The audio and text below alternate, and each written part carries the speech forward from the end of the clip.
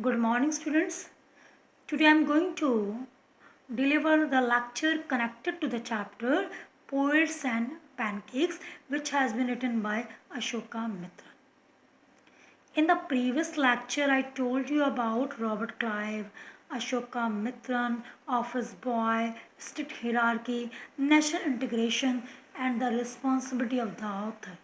As well as the author wanted that he wanted to escape from the long speech of the office boy because he thought that he was wasting his time in his cubicle.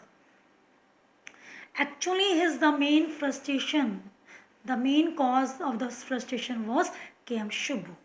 Before starting the next para, I would tell you about Robert Clive. In the previous lecture, I forgot to tell you about Robert Clive. Who was Robert Clive? Robert Clive was a Portuguese ruler in India who had come from Portugal. The Jamni Studio makeup department was believed to be housed in a building supposed to be Robert Clive's stable. You know very well that year where was the makeup room was situated. In this way, he was associated with the Japanese studios. Okay, now I'm going to continue from the chapter from the page 59. In all instances, before starting that, I told you the author Ashoka Mitran wanted to escape from the long speech और from the apex बड़े बड़े speech से बचना चाहता था किसकी office boy की.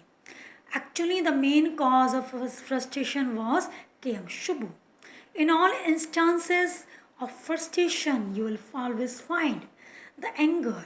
कि जितने भी इंस्टांसेस है जितने भी एग्जाम्पल्स है you will observe the main cause behind office boys frustration was Kem Subbu. Kem यहाँ पर जो ऑफिस बॉय के मेन फ्रस्ट्रेशन का कारण कौन था? केम शुभू. कि हम we the readers will always observe, हम ये ऑब्जर्व करेंगे the anger directed towards a single person. कि जो ऑफिस बॉय था उसका जो गुस्सा था वो सीधा एक सिंगल पर्सन के प्रति था. हुआ the single person he was Kem Shubhu. ये फ्रस्ट्रेशन उसका ओपनली या तो वो डायरेक्टली कहता था और सीक्रेटली और indirectly. And this man of this makeup department, who was the man here? The man is here office boy because he belonged to makeup department and KM Shubhu belonged to the story department.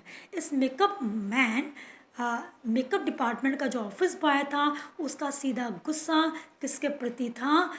KM Shubhu के लिए था.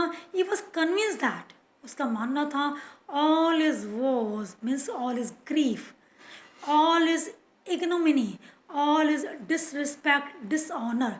उसकी respect नहीं की जाती, उसको honour नहीं दिया जाता है, उसका दुख का उसको नेगलेक्ट किया जाता है, उसको अवॉइड किया जाता है. The main cause behind that, who is the main cause? Kem Subbu. Kem Subbu full name is Kothamangalam Subbu. अब who was KM Shubhu? You know very well about earlier told you KM Shubhu was the part of the story department. His ranking, if I would talk about his ranking, so he was number 2 at Gemini Studio.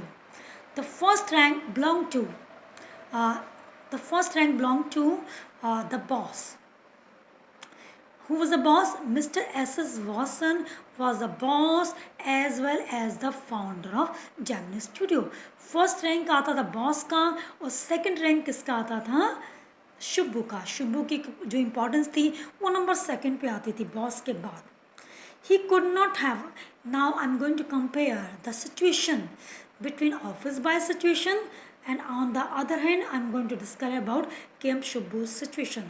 He for KM Shubhu. He could not have had a more encouraging opening in films than जहाँ आता comparison आता है our grown makeup boy had.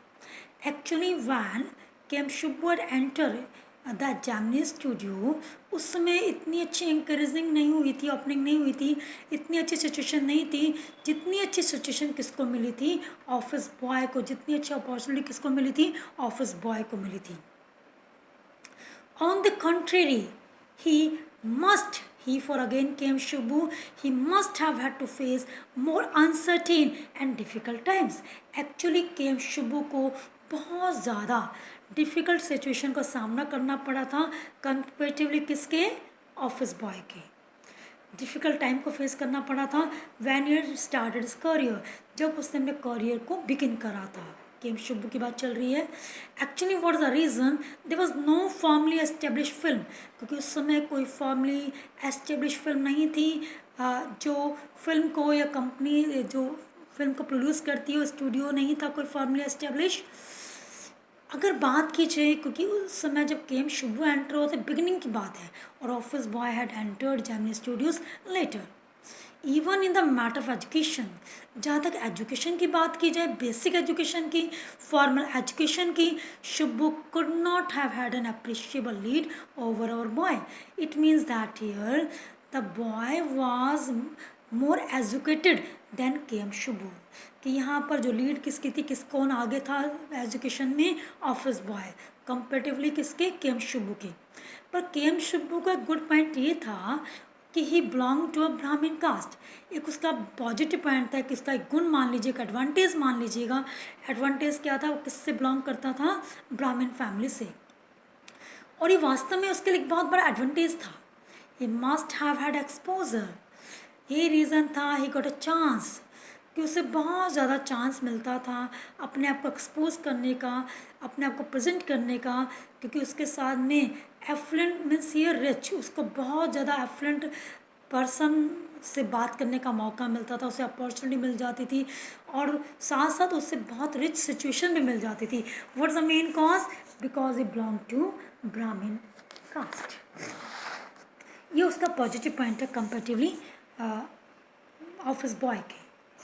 Here the ability to look cheerful is again the positive point of his. You must be alert whenever you are asked to write character sketch, तो you must include all these things. बहुत ही cheerful nature, हमेशा खुश नज़र आता था। Even after, अगर उसकी film flop क्यों ना हो जाए, having presented as a flop film, even then he looked always cheerful, फिर भी वो खुश नज़र आता था। He always had worked for somebody, उसके पास हर किसी के लिए काम था। He was really very charitable fellow. He could never do things on his own, लेकिन खुद अपने आप वो कुछ काम नहीं करता था, पर दूसरों के लिए हमेशा उसके पास काम था। But his sense of loyalty, actually he was very loyal to boss, और यही उसकी जो लॉयल्टी की सेंस थी जिसने उसे अपने आप से अलग दिखा दिया था, made him identify himself with his principle completely, जिसने उसको पूरी तरह से यूनिक या डिफरेंट बना दिया था, और उसने पूरी तरह से अपनी पूरी क्रिएटिविटी किसको डिवोट कर दी थी, अपने बॉस को, और यही उसका मेन एडवांटेज बना। Actually his all creativity was devoted to boss. It was said that he was tailor made for film, ऐसा माना जाता था कि वो पूरी तरह से फिल्म इंडस्ट्री के लिए बना था, या पूरी तरह से फिल्म के लिए बना था। It means that in the presence of his film making was very easy task if he is present there, कि when ever any problem is faced by producer, he came in front of him, he instantly gave many solution of that problem. That's why it was very easy to make film in the presence of Kem Shubhu. I'm going to present one instance here. Here was a man, the rat finds the tigress underwater.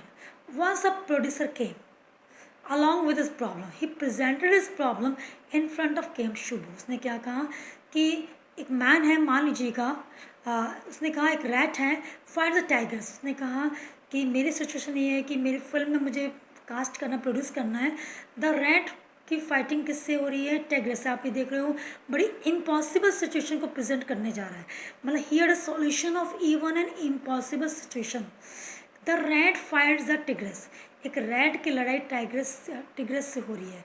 ये impossible लगता है अपने आप में, एक rat किससे लड़ रहा है, एक टिग्रेस से लड़ाई हो रही है। कहाँ पर, पानी के नीचे, वो भी under water.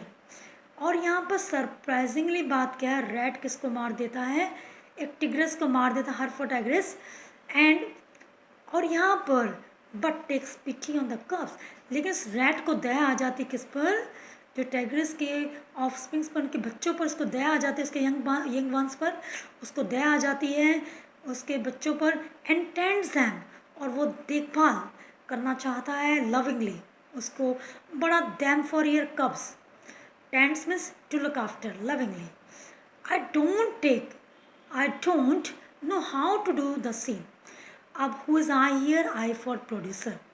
Producer says, Kem Shubhu, he does not know how to do the scene. Actually, you know very well that the scene is very typical. ये बात प्रोड्यूसर उसके सामने रखता है। अब देखिएगा इस इम्पॉसिबल प्रॉब्लम का सॉल्यूशन भी केम शुब्बू के पास है।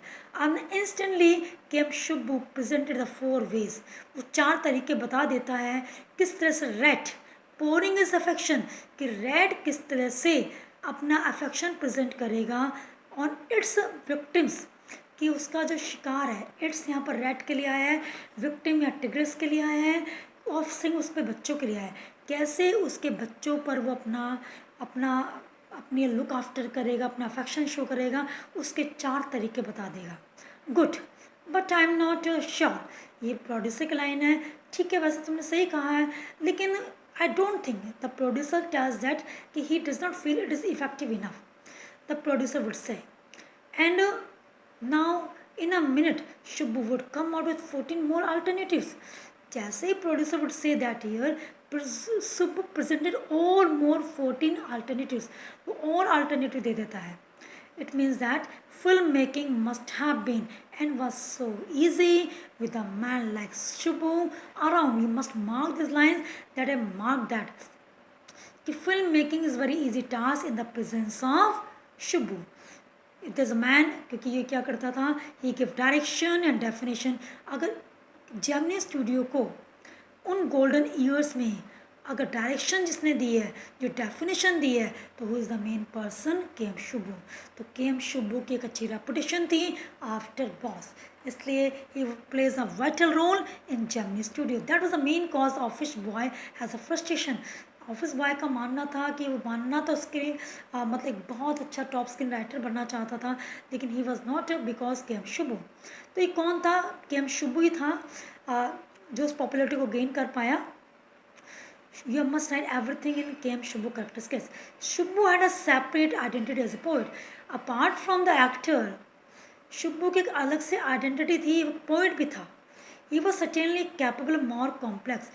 Actually, he was so enough capable कि he could write the complex and higher forms. वो इतना capable था कि बहुत ही जटिल और एक बहुत ही उच्च कोटि के फॉर्म को अडॉप्ट कर सकता था। लेकिन ही डेलिबरेटली, ही इंटेंशनली, उसने जानबूझकर उसने अपनी पोएम किसको एड्रेस करी थी? कॉमन पीपल को, मासेस को। उसकी जो पोएम थी किसको डिवोटेड थी? कॉमन पीपल को। His success in films, actually he was not more devoted to poems. अब वो पोएम के प्रति इतना डिवोटेड नहीं था जितना कि फिल्म के प्रति। यही रीज़न था his success in films over shadowed, जिसने एक्लिप्स कर दिया था, उसकी इंपॉर्टेंस को कम कर दिया था, लिटरेरी जो अचीवमेंट्स को कम कर दिया था, क्योंकि वो किसके प्रति ज़्यादा डिवोटेड हो गया था? फिल्म्स के प्रति। His success in films over shadowed eclipse, उसने उसकी इंपॉर्टेंस को कम कर दिया था। ड्वार्फ में अगेन था, उसकी ग्रोथ को रोक दिया था। किसकी ग्रोथ को रोक दिया था? कि यहाँ पर केम शुब्बू की लिटरेरी अचीवमेंट्स क्यों रुक गई थी? क्योंकि he started devoting his time to film industry और द जेमिनी स्टूडियो, क्योंकि वह पोइट्री में इतना स्ट्रेस नहीं दे पा रहा था। ये किसका मानना था? उसके आलोचकों का, उसके क्रिटिसाइजर्स का। ही फॉर अगेन केम शुब्बू, उसने और भी चुली ऑर्गेनिस्ट पोएम्स को यहाँ पर कंपोज करा था इन फॉक रेफरेन में। इन फॉक कहते हैं लोक संगीत में, कॉरस में, और यहाँ पर अपनी लोक शैली में, फॉक डिक्शन में। एक राइटिंग स्टाइल कहा जाता है डिक्शन को, और फोक रेफरेन कहते हैं जो ग्रुप में गाया जाता है। और उसने what did right? He wrote a sprawling novel. उसने एक नॉवल लिखा था, एक बहुत ही यहाँ पर एक जो नॉवल उसने प्रेजेंट करा था, really the novel was a marvellous concept here. एक अलग बात था कि क्लम्सली वे में था, रेगुलर फॉर्मेशन में था।